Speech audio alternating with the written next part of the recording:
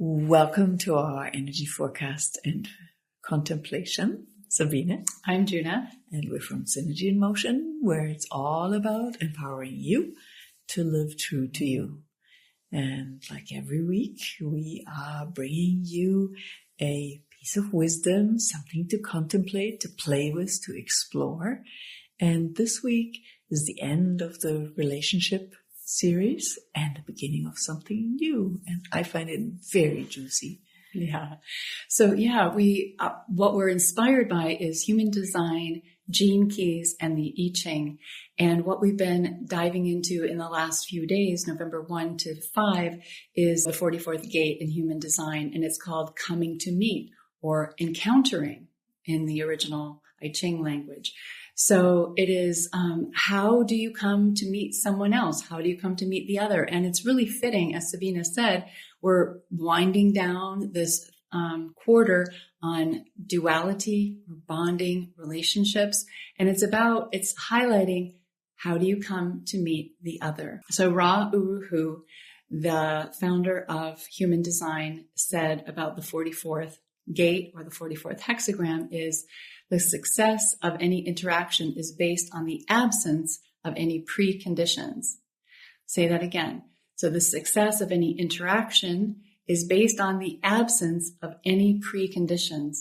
And just think about it for a moment, how often you go into the past encounters with someone and you kind of hold on to anything about them, whether it's good or bad, or it kind of sticks with you and that becomes a condition of the relationship. And what would it be like to have no conditions in a relationship and really come to meet the other stripped naked of all those past baggage, everything that came before you, and just stand with the other person in this communion that is possible. So that's an invitation. And again, we've just been winding this down. Today's the last day of this. And then we're going to move into this whole new quarter of mutation. And mutation is just another word for change. Okay. Fancy word for change. So the next 3 months, hang on to your hats, your ears, because we're in for some changes. It's the quarter of mutation. Moving into, so now we've bonded. We're bonded, we've connected in relationship, and now what's ahead of us is change. Okay, so you never want to stagnate in the relationship. You want to bring change. And the gate that we're heading into, or the hexagram in the I Ching that we're heading into starting November 6th, is the one. It's called the creative self-expression. It is the one. It is pure yang energy. It is primal creative force. It is the energy of inspiration without any limitation or any boundaries. It is, that explosive, powerful energy of making, creating. And that's what's kicking off this quarter of change. Mm-hmm. So tap into that energy this week. This is my birthday week. This is in my personality sun. And so I am very enlivened by this every time it comes around the wheel. And it's like the energy of birth, of creation itself. And it's very, very powerful. But what grounds this yang energy is always the yin, the total receptive energy. That just gave me the tingles. So with any creative force, there must be a receptive base for it.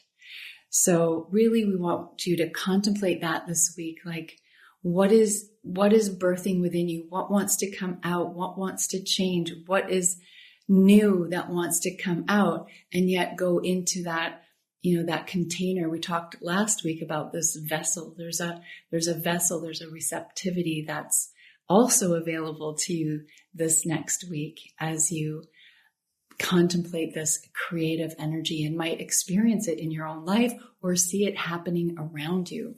Mm-hmm. And what I find so beautiful is also the flow from the coming to meet, to that creative energy. And when you look at that coming to meet without any preconditions, relationship always starts with ourselves, our own relationship with ourselves. And how often have you expected of yourself something that you're not?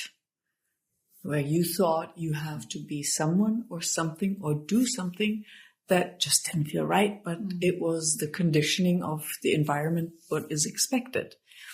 And that really doesn't allow your creative juices, that creativity to flow. It just is then constant struggle. But when we come to a place where we can truly come to meet within ourselves, our different parts, we can also then meet the other from abundance versus lack. And that's what I see in a lot of relationships. They are suffering because we think we have to be something for the other person that we're not, or have to be everything for the other person. And that never works. It always is the beginning of the end. So check in with your relationships, with yourself. Are you coming from lack, thinking you should be something that you're not? Or are you embracing your creative genius and living that, and thus allowing your creative forces to come forth and create in your life? And that doesn't have to be loud and a big bang. That can be in the smallest ways, like the spices you put in your food, the way you drink your cup of tea, the way you move through life can be creative and very artistic at the same time as well. So this whole dynamic of coming to meet without preconditioning, which allows that creativity, your creative genius to come forth. So in your contemplation, really play with this. When you feel stuck, bored, tired, how exhausted are you from trying to be someone that you're not? And thus, those juices that bring you to life, like what Juno was saying, it brings her to life every year in this time, just can't flow because you're so busy with that other stuff. That is not you, and that's none of your concern. As good of an idea as it might be, it's just not turning you on and turning your juices on all levels. Yeah. And likewise, if you expect your partner or someone else to be something that they're not, they don't get to be their creative energy in their unique way, whether it's loud, it's quiet, or, their own timing.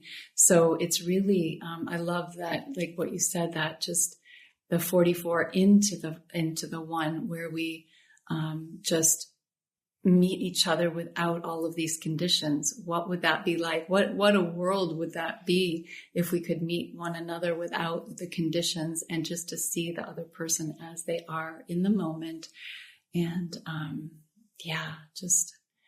just be present to this beautiful energy of creativity and life force that moves through all of us, but it moves through all of us in such different ways, in different timings, and different scenarios. Yeah. Mm-hmm. So really celebrating that. And week. I'm just laughing because I'm thinking of us, right? For me, my creativity is born in chaos. Right? So my workspace often has lots of bits and pieces, crystals and notes, and it's a little bit like stuff everywhere. Professor, that's what she said. An organized mess. Magic toys and devices. And Juna's desk is always nice and neat and tidy because that brings forth the best in her. Mm-hmm. And if we would expect each other to be the other, we would so stifle us, but we're actually having always a good laugh about it. In the beginning, it took us a moment to figure that one out, but it's fun to discover that and to not expect myself that, I should tidy up my desk. Mm-hmm. It will happen when it happens or not. And you don't have to decorate your desk with all doodads. So just allowing each other to be in that, embracing it, celebrating it, coming together, and then creating together in our uniqueness, not in our homogenization. Is that a word? Homogenization, yeah. that. Being like, having to be like everyone else. Exactly. Living under the standards and everything. Mm-hmm. Yeah. Yeah. So very dynamic, beautiful. And I'm certainly looking forward to the mutative times that we're heading into. And look around, we really do need it. Change does need to happen. Mm-hmm. Yeah. And so in the next 3 months, we'll be looking at change and how do we be with change, and how do we not fear it? How do we go into it? How do we allow it?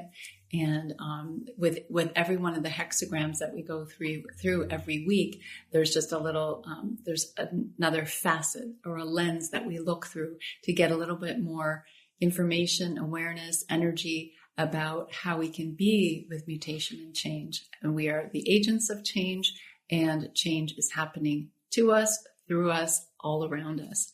So yeah, I look forward to that exploration as well.